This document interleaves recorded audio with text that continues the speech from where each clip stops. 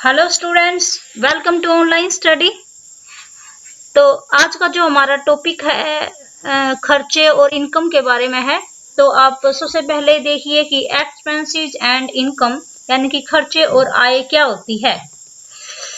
Expenses माल को बनाने और बेचने में जितने भी खर्चे होते हैं उन सबको एक्सपेंसेस कहा जाता है।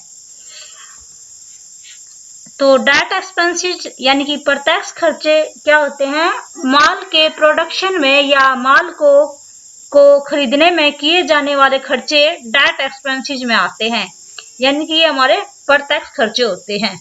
उदाहरण देखिए, कच्चा माल खरीदा गया और कच्चे माल को लाने के लिए जो भाड़ा दिया गया, कारखाना या बिजली का बिल, मशीनों की मरम्मत के लिए खर्चे, कारखाने का किराया आदि इस तरह के हमारे प्रत्यक्ष खर्चे हैं, यानी कि डायरेक्ट एक्सपेंसेस।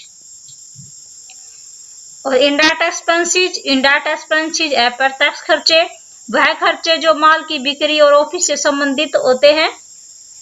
एग्जाम्पल जैसे paid salary, paid donation, paid discount, paid auditor fee and paid telephone bill and advertisement. इस तरह के जो हमारे खर्चे हैं वो सारे इनडायरेक्ट एक्सपेंसेस में आते हैं। तो एक एग्जाम्पल देखिए आप, जैसे परचेज कोई माल है वो 2000 रुपए का खरीदा और बेचा कितना 2300 रुपए का, जो इनकम कितनी हुई 300 रुपए। तो ये 300 रुपए जो हमें जो बचत हुई है वो हमारी क्या है, एक इनकम है। तो ये क्या सी इनकम है, इनकम फ्रॉम बिजनेस एक्टिविटी, जो बिजनेस से जो इनकम हुई।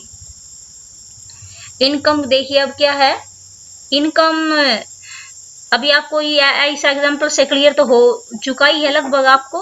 तो क्या होती है इनकम, अभी एक बार डेफिनेशन देखिए आप। बिजनेस में जो पैसा आता है और उसमें से जो खर्चे घटाने के बाद जो पैसे बचते हैं उन्हें इनकम कहा जाता है। तो डायरेक्ट इनकम क्या होती है, जो पैसे माल या सर्विस बेचने से मिलते हैं वह प्रत्यक्ष आय कहलाती है। और इनडायरेक्ट इनकम, जो पैसे माल या सर्विस बेचने के अलावा से मिलते हैं वह अप्रत्यक्ष आय है। तो ये जो इनकम का फंडा वो आपको क्लियर हो चुका है। नेक्स्ट मैं एक बार बात फिर कर लेती हूँ। जैसे ये अभी एक बार ये मैं एग्जांपल दे चुकी हूँ, अब एक बार फिर देखिए इसी को। जैसे परचेज कितना किया 2000 रुपए, सेल कितना हुआ 2300 रुपए। तो ये इनकम हुई ना हमारी। ये इसी एग्जाम्पल से आपको ये सारा फंडा क्लियर हो जाएगा। तो ये एग्जाम्पल बिल्कुल आप नोट कर लीजिए। Income from non business activity. अब ये देखिए आप, जो मैंने कहा कि बिजनेस, एक तो बिजनेस से इनकम हुई, एक बिजनेस के अलावा जो इनकम होती है, जैसे ओल्ड न्यूज़पेपर है, ओल्ड न्यूज़पेपर पुराने न्यूज़पेपर बेचने से जो इनकम हुई। ओल्ड कार्टून बॉक्सेस सोल्ड, पुराने कार्टून बॉक्स बेचने से जो इनकम हुई। ओल्ड फर्नीचर सोल्ड, पुराना फर्नीचर बेचने से जो इनकम हुई। स्कीम एंड डिस्काउंट रिसीव्ड, किसी तरह की स्कीम और अगर डिस्काउंट हमें मिलता है तो वो हमारी इनकम होती है। कमीशन रिसीव, और जो कमीशन हमें प्राप्त हुआ और जो क्या है किराया प्राप्त हुआ। इस तरह की जो बिजनेस के अलावा जो इनकम होती है वो ये सारी income from non business activity है। एक्सपेंसेस एंड इनकम, अभी आप कुछ अलग तरह के खर्चे और आय के बारे में अभी जानोगे आप। ये 4 तरह के जो खर्चे और इनकम है वो देखिए आप। ये सबसे पहले है आउटस्टैंडिंग एक्सपेंसेस। आउटस्टैंडिंग एक्सपेंसेस होते क्या हैं, पहले ये देखिए।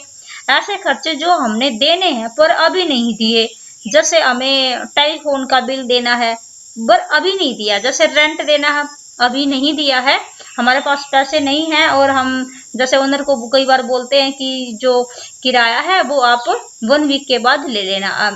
तो मतलब क्या है, अभी ये क्या है, ड्यू है बट नॉट पेड, ठीक है, हमने देने पर अभी नहीं दिए। तो ये हमारी क्या एक तरह की लायबिलिटीज बन जाएगी, दायित्व है ये हमारा, ठीक है। आउटस्टैंडिंग एक्सपेंसेस क्या है, दायित्व है। फिर है प्रीपेड एक्सपेंसेस, जो एडवांस में ही वो हमने खर्चे को पे किया, पेड इन एडवांस, एडवांस में ही पे कर दिया। जैसे सेकंड एग्जांपल आप देखिए, जैसे आपने कोई जो रेंट है, आपने जो यहाँ पे आप रह रहे हो या कोई बिल्डिंग ले रखी है, तो वो उसके जो आपने रेंट है वो एडवांस में ही 7 महीने को पे कर दिया। अगर मकान मालिक कहता है कि आप वो क्या मकान खाली कर दो, तो फिर आप क्या कहोगे, हमें पैसे वापिस दो, ठीक है। इस तरह का हमारी ये क्या बन जाती है, एक असेट्स बन जाती है, तो ये फिर हमारी संपत्ति बन जाएगी। ऐसे जैसे ही दूसरा एग्जांपल आप देखिए कि जैसे आप रिचार्ज करवाते हो तो आप उसको यूज करते रहते हो जब तक वो नहीं हमारा रिचार्ज खत्म होता है, एडवांस में ही हमने रिचार्ज कर दिया, वो भी हमारी एक असेट्स होती है, संपत्ति होती है। फिर नेक्स्ट एग्जांपल देखिए आप, एक्यूड इनकम। एक्यूड इनकम क्या होती है? Due but not received. Due तो हो गई है लेकिन हमें रिसीव नहीं हुई है। एक एग्जांपल देखिए इसमें, जैसे मैंने डील करा दिया और मेरे सामने वाली पार्टी जानने वाली है, और क्या होता है आफ्टर 1 वीक जानने वाली है, तो वो कहते हैं अभी अभी पैसे नहीं है, तो आप आफ्टर 1 वीक नेक्स्ट फ्राइडे को मनी ले लेना, पैसे ले लेना नेक्स्ट फ्राइडे को। तो नेक्स्ट फ्राइडे जैसे ही आप आएगा तो फिर मैं कहूँगा कि ठीक है अब नेक्स्ट फ्राइडे आ गया और मुझे पैसे दो। तो हम कई बार ऐसा सोच लेते हैं कि चलो ये मैंने सोच लिया जैसे ड्यू तो हो गई है लेकिन मुझे रिसीव तो नहीं हो रहा, तो मैं नेक्स्ट फ्राइडे को पैसे ले सकती हूँ। तो ये हमारी क्या है, हमारी असेट्स, हमारी संपत्ति है।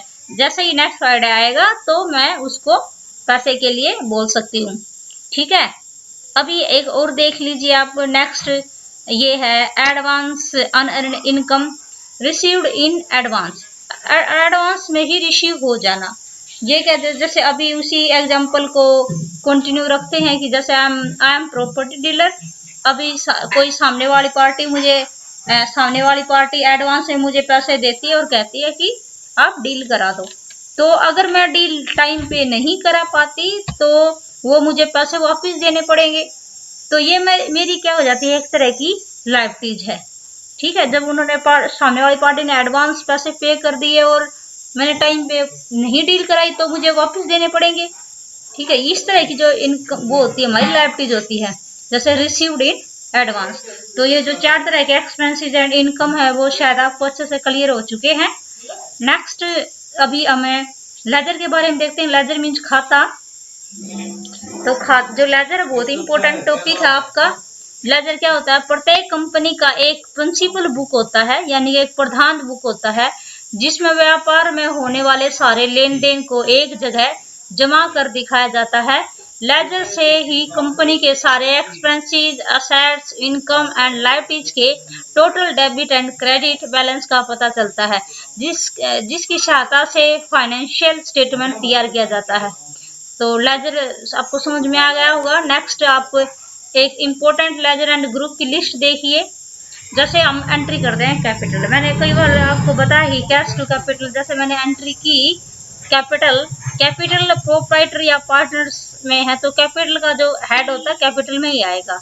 नेक्स्ट चलते हैं परचेज, यानी कि परचेज की तरफ। परचेज आपका कोई भी हो सकता है, जैसे आपका IGST परचेज, SGST परचेज, तो ETC जो भी आपका परचेज है वो परचेज में ही जाएगा।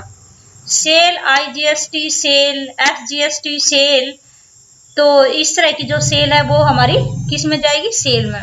बैंक अकाउंट देखिए, जैसे SBI बैंक है, PNB बैंक है या यानी कोई भी बैंक है। अब नेक्स्ट जो है हमारी फिफ्थ है ब्रांच एंड डिवीजन। तो ब्रांच जो डिवीजन है उसमें क्या है कि आप कोई भी कंपनी है, ब्रांच है, वंशज कंपनी है, यश कंपनी है, ग्लास कंपनी है, ऐसी किस में जाएगा? उसका हेड कौन सा होगा? Branch and division. अब डायरेक्ट एक्सपेंसेस जैसे raw material, carriage, wages, packing जो भी हैं ये सारे डायरेक्ट एक्सपेंसेस में आएंगे।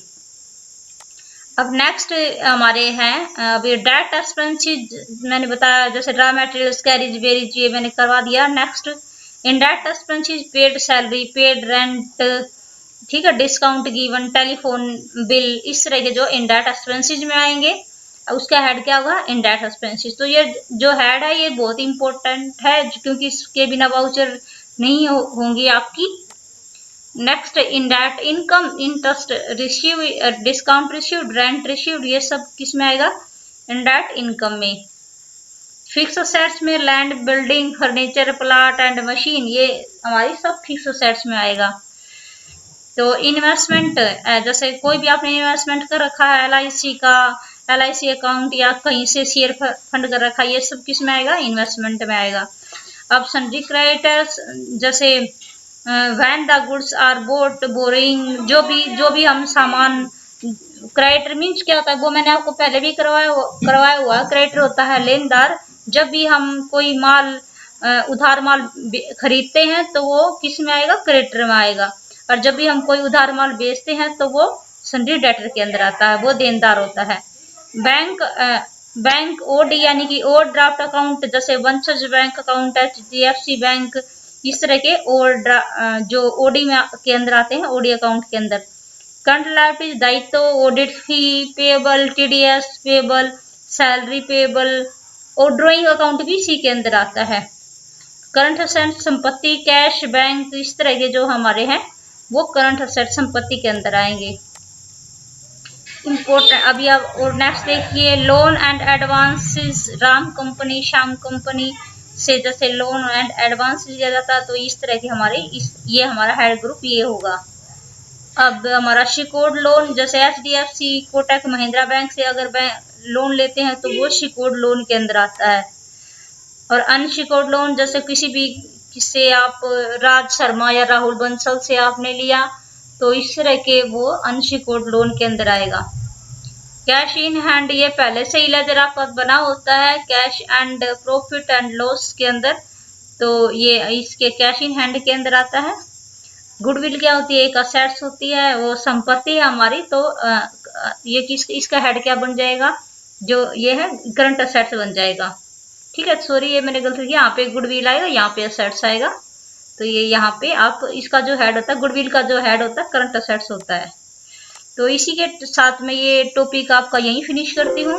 मैं उम्मीद करती हूँ कि आपको वीडियो अच्छी लगी होगी, तो चैनल को जल्दी से सब्सक्राइब कर दीजिए और आप वीडियो को ज़्यादा से ज़्यादा शेयर कीजिए सभी फ्रेंड्स के साथ। नेक्स्ट क्लास के साथ हम फिर कल मिलते हैं।